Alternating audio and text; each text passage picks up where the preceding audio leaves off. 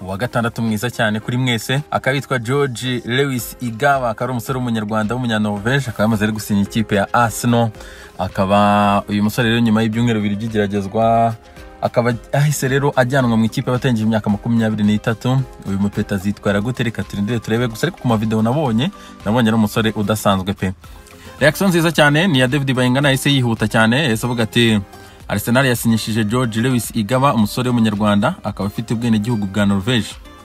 Niwe musore wa mbere Arteta asinyishije nyuma yo kumara ibyumweru bibiri mu igeragezwa. Uyu musore yanatumiwe kureba umukino Arsenal yakinnye na West Ham ku itariki ya 7 Werurwe. Afite imyaka 19, akaba akina nka Semamaba, ndetse akaba ahita ajya muri U23 itozwa na Steve Bird. Akaba rero ari reaction nziza cyane ya David Bayingana, isagira rero n'abandi benshi bagiye bandika rero kuri uyu musore. Akaba rero ubona ko ari inkuru abanyarwanda twishimiye kabisa. Hopefully azakinira ikipe y'igihugu y'u Rwanda Amavubi, twamwishimira cyane. Tumwifuriza rero amahirwe George Lewis Igaba. Reka twekeze mu binyamakuru. Ikinyamakuru La Gazzetta dello Sport kikaba gitangira inkuru yayo rero ati one step yes, aturutambwe rumwe rwose rusa nka rwaciyemo. Ikipe ya Paris Saint-Germain ikaba yamaze kumvikana ikipe ya Inter domira $50 z'amayero ndetse na bonus ya $8 kuri Mauro Icardi. Hanyuma uyu musore wa Paris Saint-Germain akaba azahita asenya amasezerano na PSG kugira umwaka wa 2024. La Gazzetta dello Sport yo kuri wa gatandatu kandi iratwereka ko Coppa Italia finale yari ku itariki ya 17, gusa ariko ama semifinals baracyandesida itariki zaberaho, dore ko byavuga ko ishobora kuzakinwa kuri 12 ndetse na 13 imikino yo kwishyura ya kimwe cya kabiri kirangiza.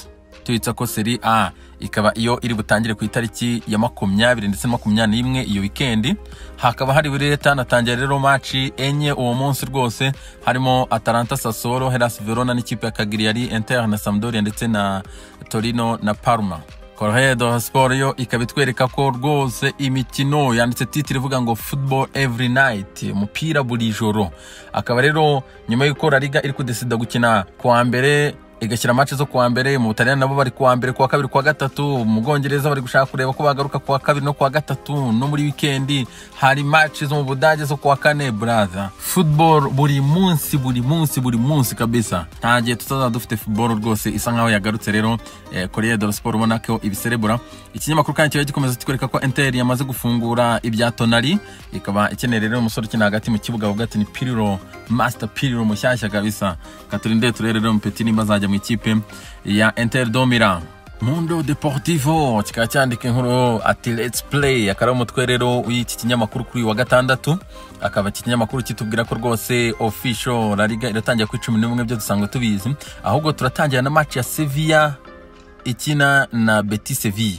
Iyi match ikazaba saa 4 z'ijoro, hanyuma bakatwibutsa ko La Liga izarangira hagati y'itariki 18 na 19 z'ukwezi kwa 7 nibwo bateganya kuba bayirangije. Hanyuma kandi bakaba bagomba gutangira imyitozo en groupe kabisa muri kimwe gikurikiraho. Ikinyamakuru Sport kikaba cyandika inkuru cyo kivuga ati dangerous Pjanic.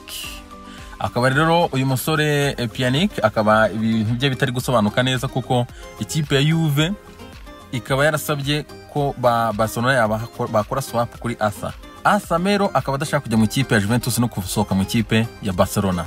Ibintu biri très compliqué ku buryo Juve yamaze kwanga undi mukinyi wese wava muri Barcelona bakoze swap utari Asa. Katurindire tureba ibintu byerekeza.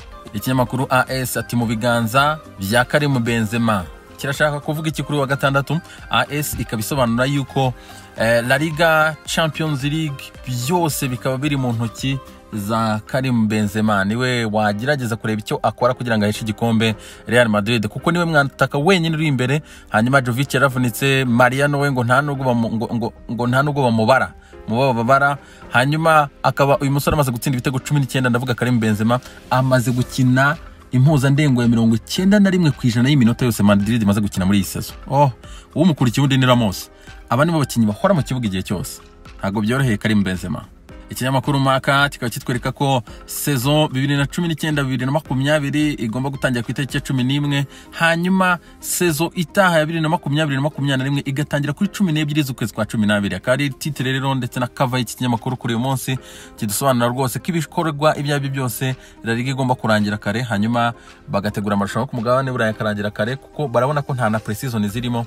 Bakaba rero amakipe straight forward azahita yihuta cyane kabisa, bazakinyaza ruka nk'icyumweru kimwe bahita batangira indi saison nshyashya. Ikinyamakuru The Sun kikaba kitubwira rwose nyuma yuko Klopp amaze kumenya yuko Liverpool bashaka ko ikina match zose zo hanze, ikabanza igakina imikino yo hanze, hanyuma yamara gutwara igikombe cya shampiyona ikabona kugaruka mu rugo. Akaba Klopp avuga ati tuzatsinda aho tuzaba turi hariho hose. Ariko ntibirarangira 100% nk'uko ikinyamakuru Daily Mail kibidutangariza. Polisi yo mu mujyi wa Liverpool ikaba iri gusaba umutinga ibishoboka byabo byose kugira ngo idefende yuko ifite gucunga umutekano w'umufana wari we wese hariya mu rwego rw'uko imikino ya Liverpool yakinira mu rugo. Katurebe rero polisi ikizabibafasha.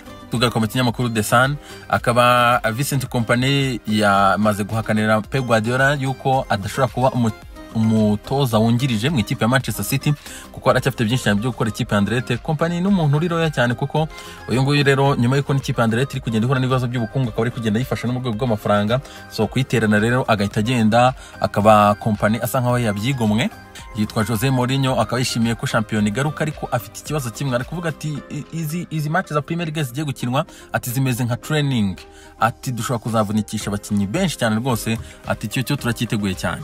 Yitwa Jesse Lingard, akaba rero benshi bamushinja yuko yamaze kuba flop umupira warangiye, ariko uyu musore nyamara hari ikibazo yagize, akaravuze ati ntago nari ndi concentre nk'iyi season. Iyi season yonyine amaze gukina iminota 3 yonyine gusa. Akaba avuga ati sinari ndi concentre, nari mfite ibibazo mu kibuga, numvaga nta nicyo bimbwiye nyuma yo kumaze gutakaza umwanya mu ikipe y'igihugu y'Abongereza no mu ikipe ya Man United, hanyuma nari mfite n'ibibazo byose inyuma y'ikibuga.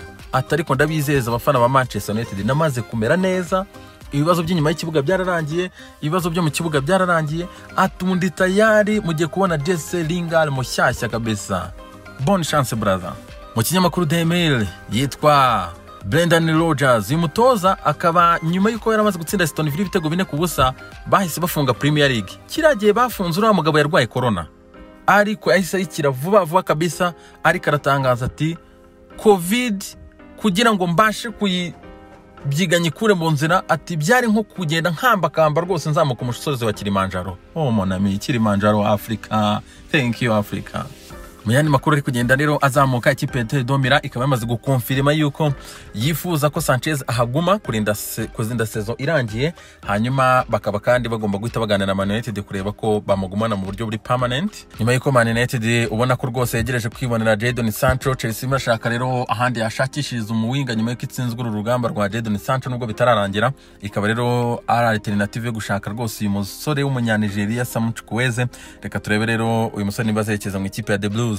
Umwagenti wa Jesus Corona, mu winga mwiza cyane w'umunyamegiziko ukina ikipe ya FC Porto, akamaze kwemeza yuko ikipe ya Chelsea bari kuvugana. Yitwa William Borges da Silva, nyuma yuko Arsenal byagaragaraga rwose kiri kumushakisha, ubu hakaba hamaze kwinjira mu ikipe ya Paris Saint-Germain. Nyuma yuko tubagejeje inkuru yuko Marcos Rojo yifuza kuguma mu ikipe ya Estudiantes mu gihugu cya Argentine, akaba rero abantu twese twamaze kubitera imboni yuko ibintu byose ni hatari monami. Akaba umudamu we yitegura kwibaruka vuba hangaha umwana, akaba rero bashaka kwigumira mu gihugu cya Argentine rwose, nta mpamvu yo kumuvinga rero. Bonne chance kuri famille Marcos Rojo Carina.